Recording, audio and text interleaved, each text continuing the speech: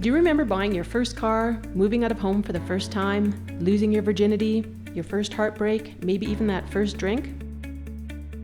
These rites of passage help shape who we are and mark important transitions in our journey through life. The first pet I had her name was Lady, and she was a family dog. That dog had a puppy named Snoopy, and it was a beautiful dog. Over the years, as I got older, the dog was friendly, was around, and then the dog passed away. Years later, when I was in my 20s, the dog came back, and it wasn't a dream. I think it came back as a spirit just to say goodbye to me. And when the dog did, it would always, when I was a kid, it would always sleep at the foot of my bed. So the dog was like, and then I hear its necklace chain dangling, and then it jumped on the foot of the bed, and it circled around, and then it laid down, and then I said goodbye, and the dog disappeared. Like, this is not a dream, but like, this was real. This was real. The dog visited me to say goodbye, so. I remember my dad got it for my 9th birthday, and it followed me everywhere. It was like my best friend. Well, I had no younger siblings, lived in the country, didn't have anybody to play with, I had to amuse myself, so me and my dog went everywhere. Charlie, a little Beagle.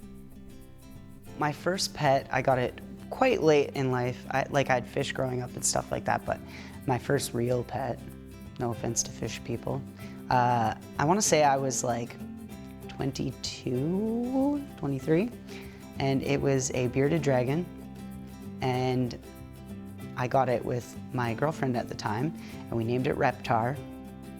I loved it. It was so adorable, and we like taught it tricks. We would let it crawl up our back on one of us, and then we'd lean over, and it would jump from one of our heads to the other person's head and like crawl down that person's back. Unfortunately, it had what's called yellow fungus, and we tried our best to nurse it back to health. We had to give it injections 3 times a day. We had to force feed it because it just wouldn't eat anything, and it eventually died. We had it for not even a year. It was a very, very short relationship, but it's very special.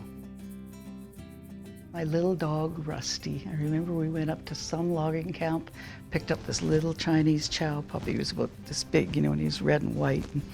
And he was my dog for, well, till I went away at 13, and he was really old, and when I came back, he wasn't there anymore. And that was hard. But, and my other favorite animal was my horse. My dad gave me a half thoroughbred horse that was not rideable for guests and dudes and stuff like that. And I rodeoed on him and won races on him. He was really hard to handle, so I didn't win much Gymkhana, but I won a couple of flat races on him. That was a thrill, I'll tell you. His name was Neutron, and he was the coolest cat ever. He wasn't even like a cat, he was basically a human. He would always sleep in me and my sister's cribs, and before we would wake up, he would go into my mom's room and put his 2 fangs under her nose and bite and wake her up.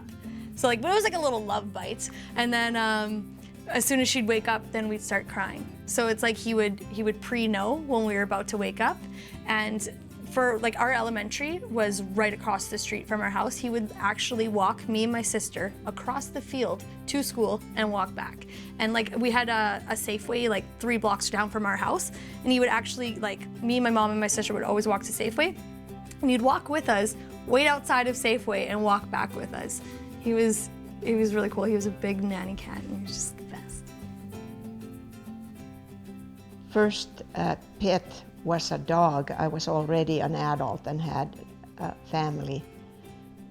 Previously, as a child, I had wanted a cat, but my dad didn't like cats, and my husband didn't like cats either. He said they eat birds. So then somewhere along, somebody wanted to give away a dog, so we got our first. It was a Samoyed dog, and it was named Tikka.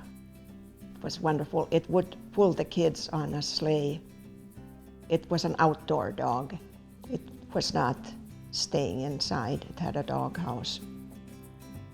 My first pet was a dog called Rex, and I absolutely loved this dog. I cannot remember what breed he was. I think he was some mongrel. But I remember the time when I was on a swing with one of my good friends back home again, and it was like a two-seater swing, so you had one person one side, the other on the other, and you just kind of went back and forth like that. But we were swinging, and this massive bee, like this bee was huge. Like this bee was massive. It was coming after me, and I was running from it. I jumped off the swing, fell off, and the Rex came up and jumped up and ate the bee. So that's what I classed him as my favourite pet, my first pet, I guess, because he saved my life. My first pet was my hamster, Dude. He was really cute. He lasted for 4 years and then he died, but it was pretty great when he was alive, and he was really cute. Scrambled Dude Jerry covered in Parsons.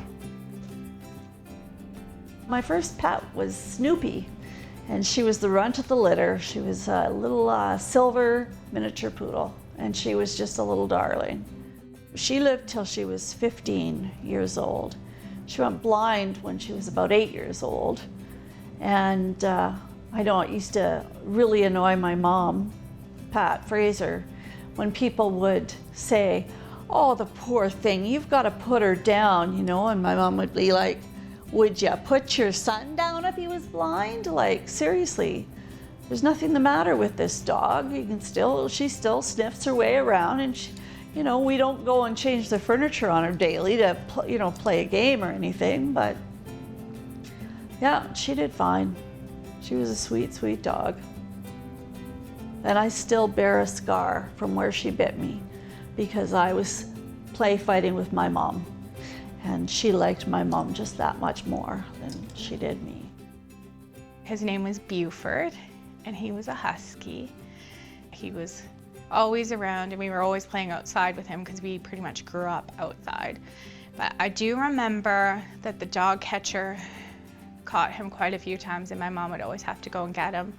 And then one time, I don't know if my mom just couldn't afford to get him or had left it too long, but I think they probably shot the dog.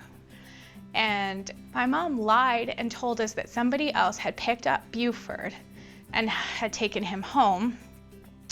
And so I remember as a kid in Hay River, every time I saw a husky in the back of a truck, I would yell Buford, and if the dog looked, I was convinced that it was our dog. My friends were looking to find a home for their dog when I was a teenager growing up, so we ended up getting a golden retriever. But the first dog that I officially chose on my own, I was in my 40s. My daughter had always wanted a dog, and I finally broke down. We ended up getting a dog, a Westie. His name's Milo. Hannah named him. Sometimes you just never know what it's going to be like or how your life will change until you do have a pet. And he's now been with our family for 4 years, and we absolutely love him. He's a good companion. He brings us a lot of joy. Everybody enjoys him, or at least we'd like to think everybody enjoys him. That's, he's like our child. My first pet, I still have, funny enough. I got a pet newt when I was 12 years old. So he's 22 now. A fire belly newt that I think we're on pace for a Guinness Book of World Record attempt into the longest newt alive. And newts traveled with me through 7 different cities all across Western Canada and now back home in Fort McMurray. So it's always a exciting occasion when we celebrate his birthday each March. This is Puzzles, my first pet that I've ever had. He's 7 weeks old. He is Silky Terrier in Yorkshire, and just fell in love with him, and just the right timing again for scheduling and whatnot, just to have an actual pet, because it is taking a lot of time and responsibility and money, and couldn't be happier with him. Even though he sleeps the majority of the day. My first pet was a German Shepherd. It was a Christmas gift from my parents, and I loved that dog. His name was Greif. Loved me and my sister, very protective dog. Unfortunately, at the time, I think my parents were not going through a good time. They ended up divorcing, and they put a lot of pressure on me as a kid to do a lot of things for the dog that sometimes I just didn't have the maturity to do. So my mom got a little tired of cleaning after the dog and taking care of him. So we ended up selling him to well, they sold him. I didn't want to this guy in Mexico City, who was a dog handler, and I heard he had a good life. To watch more stories or share your story, visit us at yourfirstkiss.ca.